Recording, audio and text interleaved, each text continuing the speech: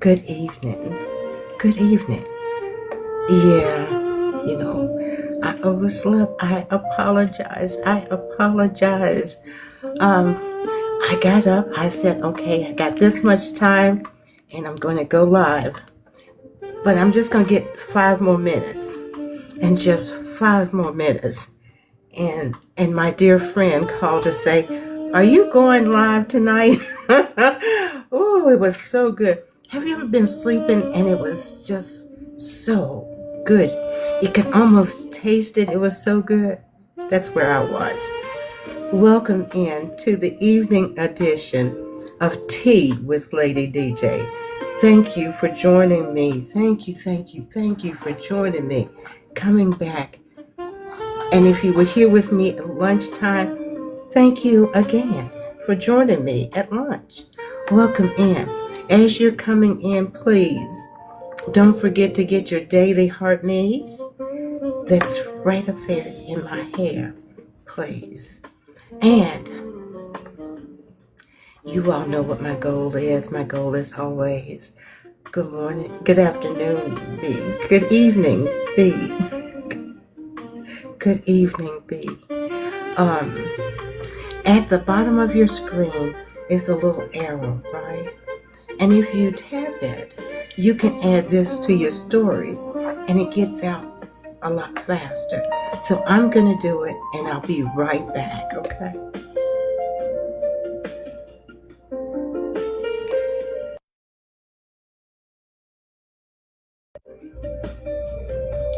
See, that didn't take long. It didn't take long. I'm so sorry. And then I had to fix my tea. Did you all bring your tea? I'm having chai rooibos tea. Can you smell it? It's wonderful. It is absolutely wonderful. Um, Today, we started a new series, and it's called Resentment and or Blame. Could it be the root cause of your pain? And this afternoon, thank you, B. Thank you. Thank you. Thank you. And this afternoon at lunch, I laid the foundation for where we are going to go tonight. It is already uploaded on YouTube, Facebook, and I'm really surprised. It's getting quite a bit of views, and maybe we should have talked about this maybe some time ago, but it's all in connection, okay? So if you were not here, just a quick overview from this today at lunch, right? We talked about, we've gone over and talked about apologies. We've talked about conflict resolution. Let me turn this off, please. I'm sorry. We've talked about conflict resolution, rebuilding trust, and changing behavior. We have even talked about forgiveness. But today, I want to talk about the root problem. The root problem, because here is what I've come to understand. Most of us are struggling with forgiveness, struggling to forgive. Most of us are struggling to resolve conflict, to apologize, because we are sitting on something we have not named yet. And tonight we're naming it resentment. Resentment is the invisible thing in the room, the thing that makes every conversation harder than it has to be, the thing that poisons new relationships because of old wounds, and the thing that has been living in you so long, it has started to feel just like you. We talked about at lunchtime what is resentment, because we've all heard it. In all you're getting, get an understanding, right? Resentment is not simply anger. It is not. There's a difference between resentment and anger. Most of us think we know what resentment is, and we call it anger, and we move on. But they indeed are not the same. Anger is a response. Anger is a response. Resentment is the residue. Anger flares up in the moment a boundary gets crossed. And in a healthy circumstance, it resolves. It says what it needs to say. It does what it needs to do, and it fades. But resentment is what is left when that resolution never happens. When that resolution never happens, when the anger had nowhere to go. So it went underground and it settled in. You know, like you say, into your spirit. It settled in and it started to accumulate. Resentment is a lingering blend of anger, hurt, and helplessness that forms when we experience an injustice we could not prevent or resolve. So our brain keeps replaying the offense. Our bodies keep reacting as if it is happening right now. And the wounds outlive the event that caused it by months and sometimes years. Resentment sits at the intersection of memories, emotions, and unfinished business. It is what happens when anger has nowhere to go.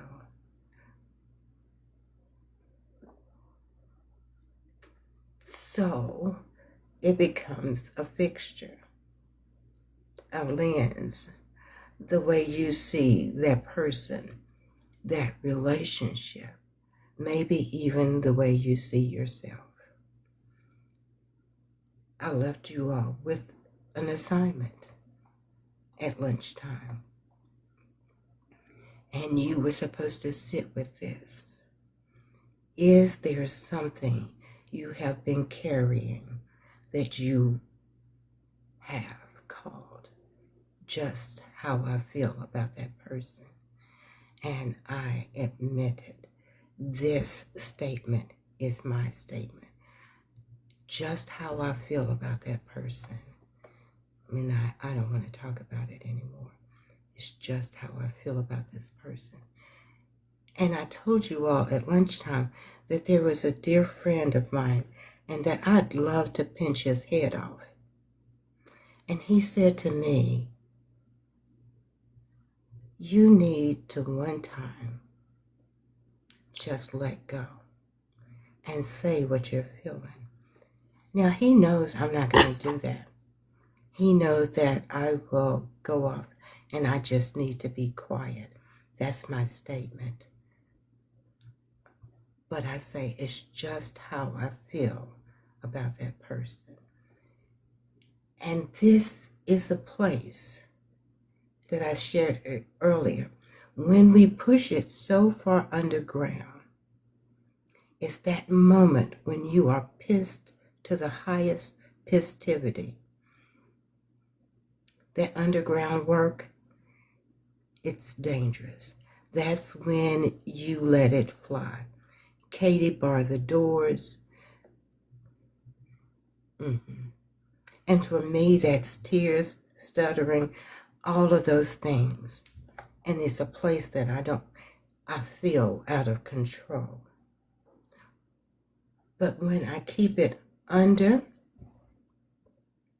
then I replay it and I say, why didn't I say this? And why didn't I do this? And oh my God, if I had just told them how I truly felt, resentment, it becomes a part of you. So tonight, we're going to talk about resentment versus anger. Resentment versus anger. Are you with me? As Michael would say, I need you to stay with me right now. Stay with me. So, anger is usually directed outward at the person or situation that caused harm. Resentment is different. Resentment often turns inward as well, becoming tangled up with self-blame and a diminished sense of your own worth. That is why resentment is so much harder to shake than anger. It just is. Anger says they did something wrong. Resentment says they did something wrong and I could not stop it. And maybe something is wrong with me. Yeah, that's how you don't have to write it in the chat, but you've felt that. They did something wrong, but they did something wrong and I couldn't stop it. Maybe there's something wrong with me. There's nothing wrong with me. I just need to learn to let it go at some point. B, I'm going to put you in timeout. That combination, the injury plus the powerlessness plus the self-doubt is what makes resentment so stubborn and so destructive. Self-doubt. What does resentment do to your body? Resentment causes you to have that RBF, right? Don't mute him. Don't mute him. No, don't mute him. It causes you to have that RBF. You know, I found out what that meant. I need you to hear this because this is where it becomes a health issue, not just an emotional one.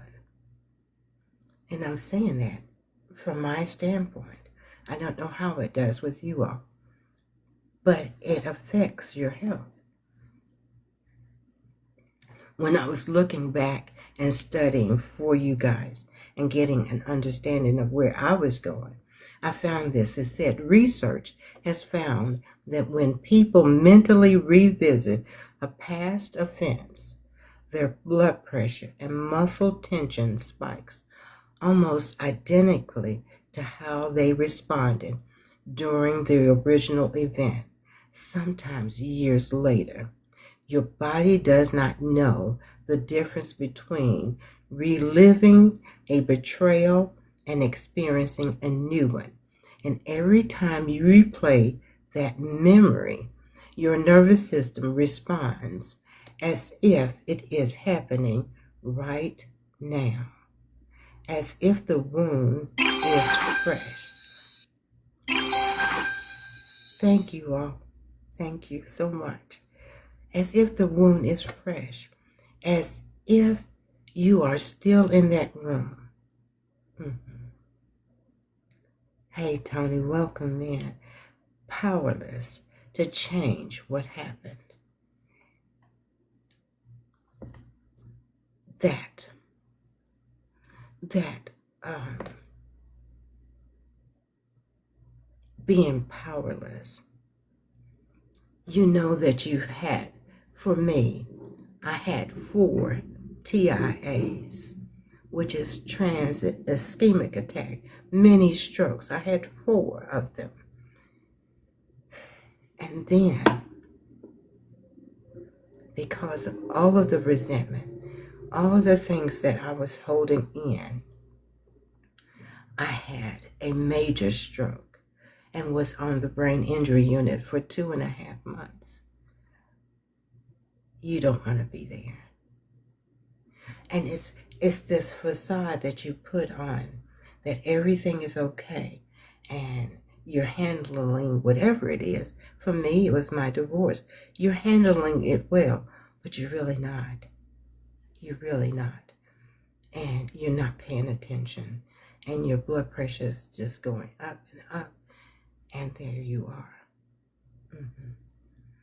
This is why resentment produces what it produces: the high blood pressure, the anxiety, the chronic tension in your body.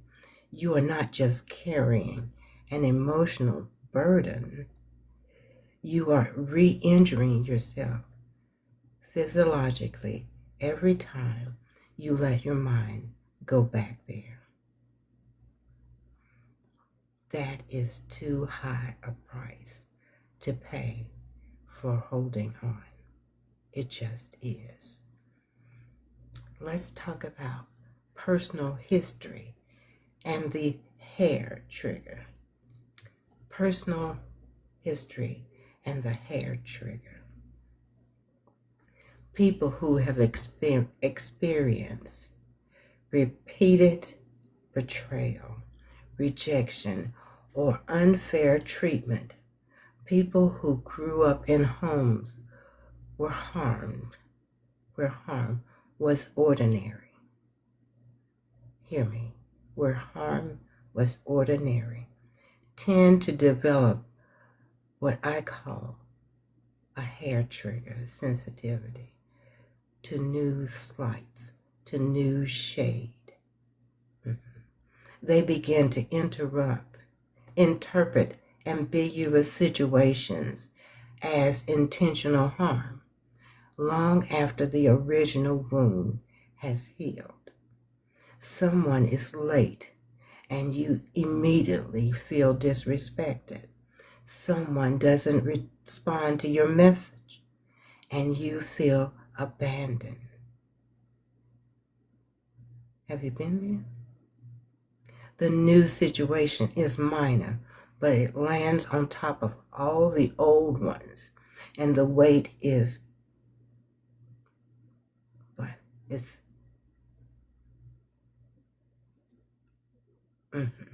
it's piling on, and it's getting heavier and heavier. This is not a weakness.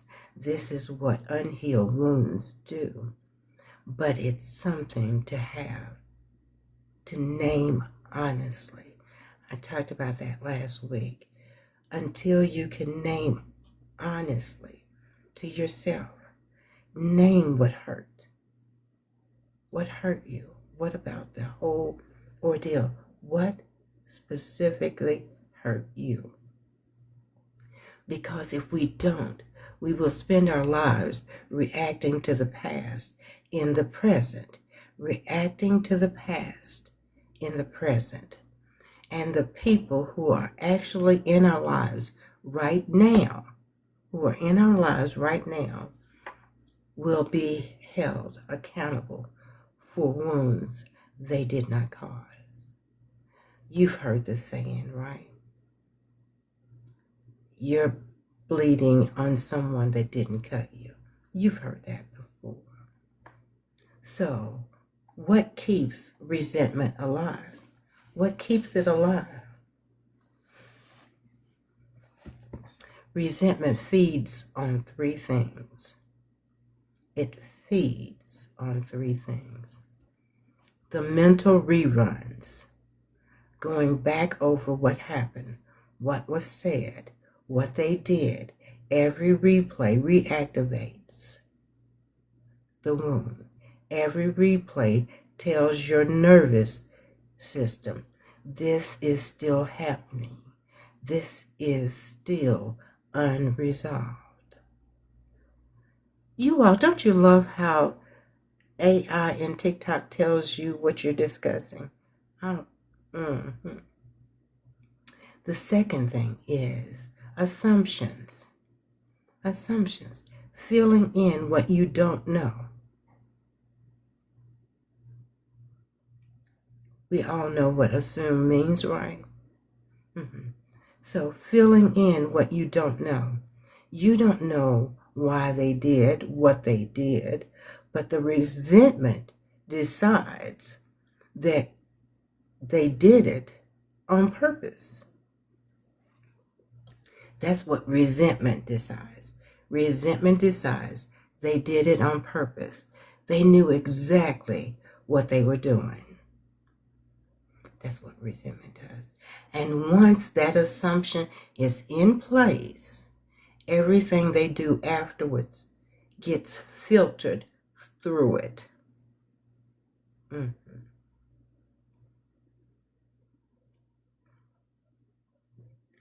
the last thing, the all or nothing thinking. The all or nothing thinking. Turning a complicated person into a simple villain. They are not struggling. They are not human. They are simply the person who hurt you. And that is all they will ever be in the story resentment tells. Now, I know we've all heard some stories, and we've all heard people dehumanize people and not be apologetic for the words that come out of their mouths. We've all heard it. That's that all or nothing thinking. Resentment. So how do you begin to heal? Healing from resentment starts with one thing. One thing. Interrupting the replay. Interrupting the replay. Not suppressing the feeling. Say it when it hurts. Yes, sir, I'm working on it. You cannot suppress your way to freedom. You cannot suppress your way to freedom, but interrupting the automatic return to the womb. When a memory comes, and it will come, you make a choice. You make a choice. Not to pretend it didn't happen. Not to tell yourself you're over it when you're not. But to say, I see you. I acknowledge you. And I'm choosing right now not to replay you. I see you. I acknowledge you. And I am choosing right now not to replay you. It means challenging the thought patterns that keep the grudge alive. Asking yourself, do I actually know their intent? Do you? Am I turning a complicated story into a simple one? Am I holding this person responsible for things that started long before they came into my life? Am I holding this person responsible for the things that started long before they came into my life. Welcome in, everyone. Welcome in, Vita. Welcome in, Monique, Coach Vet. Welcome in, all of you all. Welcome in.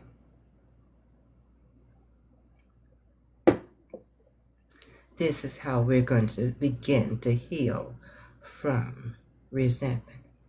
And it means, as I said last week, forgiveness. Not as a one-time feeling, not as excusing what happened, but as an active, daily, God-assisted choice to stop letting the past determine the size of your future. Not excusing what happened, but as an active, daily, God-assisted choice to stop letting the past determine the size of your future. Now, earlier this afternoon, I always have scripture for you, and you know this. And I had the same scripture that I would use this at lunchtime, which is Colossians 3. Hold on just a second. Colossians 3:8. Colossians 3:8. And what it said, and I want to read it for you. It says, "But now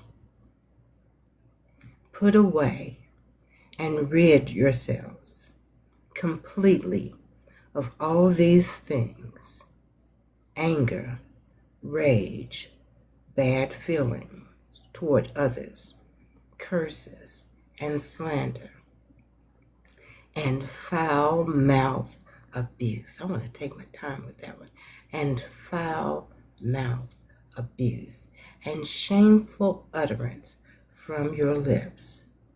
That is Colossians 3:8, Amplified Translation. 2 words: put away and rid. This is not passive. This is not let time heal. God is telling us to actively, deliberately, completely remove these things from our lives. Not suppress them, remove them. That requires us to first name what we are carrying. And that was the assignment. Can you name it? Did you name it? So let's get to OAR, ownership. Can you name the specific resentment you are carrying? Not a general sense of bitterness, the specific offense, the specific moment, the specific person. Own it honestly. This is what I am holding, and I have been holding it longer than I should.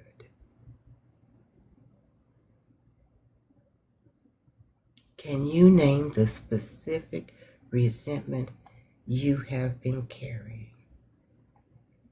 Accountability says, are you willing to be accountable to the truth that resentment is costing you something real in your body, in your relationships, in your future?